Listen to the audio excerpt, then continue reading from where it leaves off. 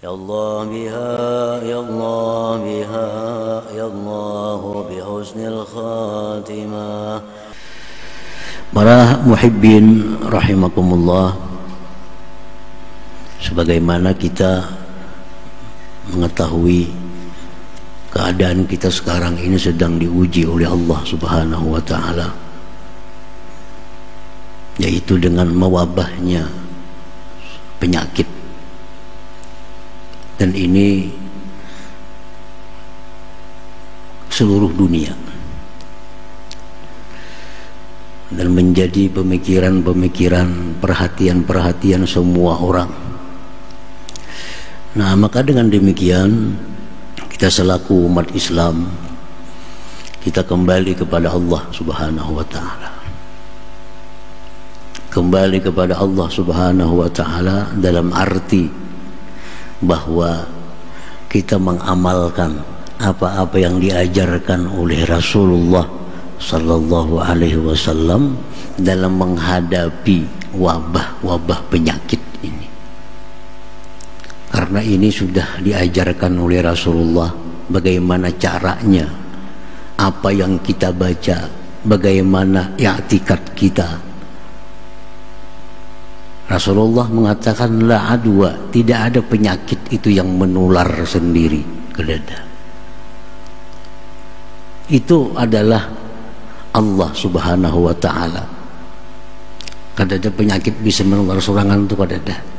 Penyakit itu kada ada daya upaya untuk menularkan ke orang lain. Itu semua adalah kehendak dari Allah Subhanahu wa ta'ala. Walaupun kita bertatai duduk, kalau Allah kada menghendaki kita tular, kada tertular. Karena penyakit kada bisa menular. La adwa, ya Nabi, tidak ada menular. Jangan mengiktikadkan dalam hati penyakit ini bisa menular. Karena Nabi mengatakan la adwa, tidak ada menular. Nah, supaya kita ingat bahwa yang menghendaki menular itu adalah Allah Subhanahu wa ta'ala. Nah, pertama, i'tikad itu yang perlu kita yakini, bahwa yang menghendaki penyakit itu bisa datang kepada kita itu kehendak Allah Subhanahu wa ta'ala. Nah, kemudian usaha-usaha kita zahir, Rasulullah mengajarkan amalia-amalia, antara lain ujar Nabi baca bisukan, baca kamarian, Bismillahilladzi la yadurru ma'asmihi syai'un bil ardi wala fis sama' wa huwas samiul alim. Di Ratibul Haddad ada, di Ratibul Atas ada itu. Baca pagi 3, petang 3. Rasulullah menjamin la yadurruhu syai', orang ini kada akan dimudaratkan oleh sesuatu.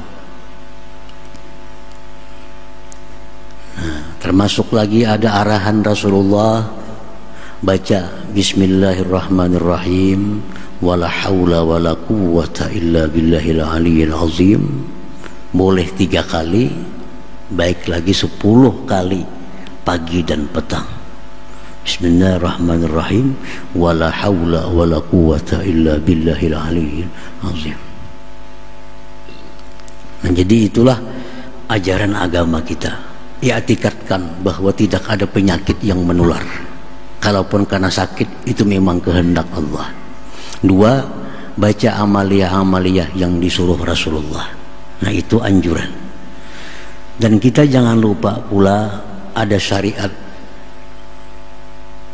Maka kita berlakulah sesuai dengan syariat. Apa yang dikatakan oleh syariat itu perlu diperhatikan sebagai syariat. Jangan bersentuhan, kontak kepada orang yang sudah kita ketahui ini positif ada penyakit. Sudah tahu kita ini orang ada penyakit, jangan dikontak, jangan disentuh. Kalau kita kada tahu bang ini orang ada penyakit, kita kada tahu. Nah, inilah gunanya tawakal kepada Allah Subhanahu wa ta'ala. Tawakal, jangan semua orang kayak ini bersalaman. Kayak semua orang kan penyakit kada. Nang kita yakini ini orang sudah nyata penyakit, kita hindari. Amal orang itu kita kada tahu punya penyakit ini, biasa. Kita berserah kepada Allah Subhanahu wa taala, husnuzan, berbaik sangka. Jadi itulah ajaran agama kita menyikapi kalau ada hal-hal yang seperti ini. Kembali kepada Allah, semua berlaku kehendak Allah. Baca amaliyah-amaliyah yang disuruh Rasulullah SAW, dan secara zahir janganlah mendekati atau kontak dengan penyakit itu. Ujar Nabi, kalau kau berada di kampung yang di kampung itu ada wabah, jangan kau tinggalkan kampung itu, jangan kau tinggalkan. Dosa besar meninggalkan kampung karena takutan di situ ada wabah.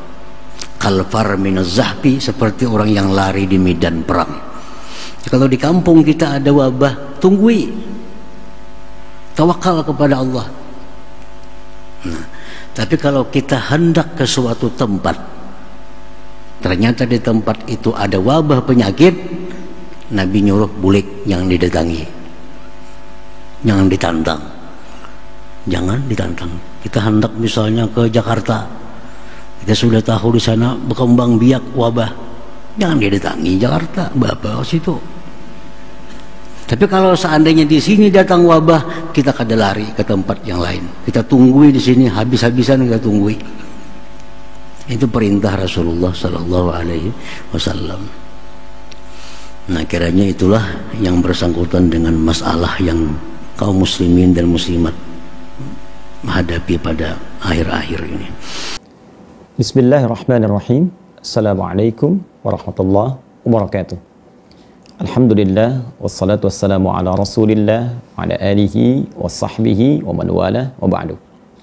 Saudara-saudariku sebangsa setanah air, saya Adi Hidayat dengan ini ingin menyampaikan pernyataan, respon, juga himbauan terkait dengan pandemi virus COVID-19 atau yang kita kenal dengan Corona yang telah mewabah di belahan dunia, termasuk menjangkiti lebih dari 100 negara, 130.000 kasus, dan bahkan menelan 4.900 korban yang berujung pada kematian. Untuk itu, saya ingin mendukung, bersinergi dengan himbauan dunia internasional, khususnya dari pemerintahan kita, Negara Kesatuan Republik Indonesia, untuk menekan, mencegah, sekaligus juga mengatasi penyebaran dan penularan virus yang dimaksudkan. Salah satunya dengan pertama, menghindari kegiatan-kegiatan yang sifatnya terbuka dan menghadirkan kerumunan massa. Untuk itu, saya ingin menyatakan bahwa seluruh kegiatan ta'lim yang sifatnya terbuka yang saya bina, untuk sementara kita akan tangguhkan sehingga menghadirkan situasi yang kondusif, dan dengan itu kita berkontribusi untuk menekan penyebaran virus yang dimaksudkan sehingga tidak mudah menular pada kalangan masyarakat. Dengan itu, saya ingin menyampaikan juga solusi bahwa seluruh jadwal ta'lim yang sedianya akan tersampaikan atau disampaikan dengan terbuka dalam tabligh akbar atau pengajian-pengajian umum, dalam situasi saat ini akan dialihkan pada media online yang bisa tersambung dengan komunikasi jarak jauh melalui perangkat-perangkat Anda dimanapun Anda bisa berada dengan keadaan yang lebih aman dan nyaman. Yang kedua, kami mengusulkan kepada Majelis Ulama Indonesia untuk melakukan kajian khusus terhadap dampak virus COVID-19 ini dalam kaitannya pada penunaian ibadah bagi umat Islam khususnya di Indonesia. Untuk itu, kami berharap seyogyanya ada fatwa yang disampaikan oleh Majelis Ulama Indonesia terkait dengan tata cara beribadah sebagai dampak dari kaitan penyebaran virus COVID-19 ini, khususnya pada tatanan praktis ibadah yang ditunaikan secara berjamaah, baik sholat berjamaah ataupun kegiatan-kegiatan lainnya. Dan yang ketiga, tentunya kami menunggu arahan dari pemerintah Republik Indonesia, khususnya tentang informasi yang terang seputar penyebaran virus COVID-19 ini di wilayah-wilayah di Indonesia. Sehingga dengan itu kita bisa mengambil langkah antisipatif yang kuat dengan tidak mendatangi tempat-tempat dimaksud, dan juga bisa melakukan langkah antisipasi untuk berinteraksi. Dan kami memandang bahwa menyelamatkan satu nyawa itu lebih berharga dibandingkan dengan menghasilkan investasi yang cukup banyak namun digunakan untuk mengobati hal-hal yang mungkin beresiko lebih tinggi. Kami mendukung setiap langkah untuk bisa menekan penyebaran, penularan, dan juga mengatasi virus COVID-19 ini yang tentunya akan diarahkan dan dibimbing oleh pemerintah kita melalui Kementerian Kesehatan. Saya menghimbau juga kepada masyarakat untuk mengikuti langkah-langkah dimaksud, dan tentunya terakhir kita berdoa kepada Allah Subhanahu wa Ta'ala dan meningkatkan ketahanan spiritual kita, karena dengan ketahanan spiritual itu akan berpengaruh pula pada ketenangan jiwa yang melahirkan dampak-dampak yang baik pada aktivitas tubuh kita sehingga menghindari kepanikan dalam segala hal yang kita hadapi. Semoga Allah memberikan hikmah terbaik dari ujian dan musibah ini, meringankan, menyabarkan kita, dan memberikan ketahanan dan ketangguhan pada kita untuk menjadi bangsa yang kuat, persaudaraan yang utuh, dan saling bersinergi satu dengan yang lainnya. Saya berharap kepada seluruh kolega, baik para ustadz, para ulama, juga seluruh masyarakat bangsa Indonesia, agar kita bersatu menghadapi musibah ini dan tidak menjadikan ini sebagai lahan untuk mencari keuntungan dunia atau bagian-bagian intrik politik yang justru akan mempersulit kita untuk bisa mengatasi pandemi yang dimaksudkan. Adi Hidayat, Assalamualaikum warahmatullahi wabarakatuh.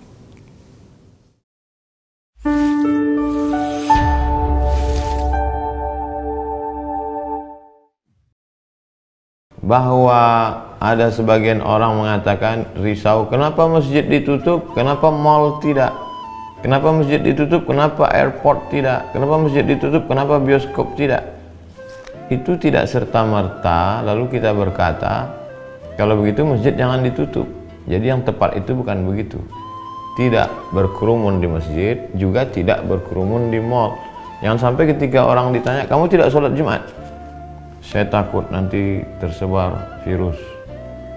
Dia tidak sholat Jumat, dia tidak sholat berjamaah, tapi ke mall. Tapi orang asing yang tidak steril dibiarkan masuk. Nah, ini tidak benar. Oleh sebab itu kita saling menjaga. Saya percaya kepada Majelis Ulama Indonesia dan khusus Mesir, karena saya alumni Al-Azhar, ikut Hay'atu Kibar Ulama Al-Azhar. Saya sebagai orang yang awam, tidak berilmu, ikut ulama-ulama guru-guru kami di Azhar yang sudah mengeluarkan keputusan pada tanggal 15 Maret 2020 tentang gugurnya sholat Jumat dan sholat fardu. Perlu kita pahami bahwa korban akibat virus corona di Mesir jauh di bawah Indonesia. Coba lihat pengumuman, paling tinggi di atas Cina, setelah itu Italia, setelah itu Iran. Kita, Mesir jauh di bawah. Oleh sebab itu Mesir saja langkahnya begitu, apalagi kita. Wallahu a'lam bishawab.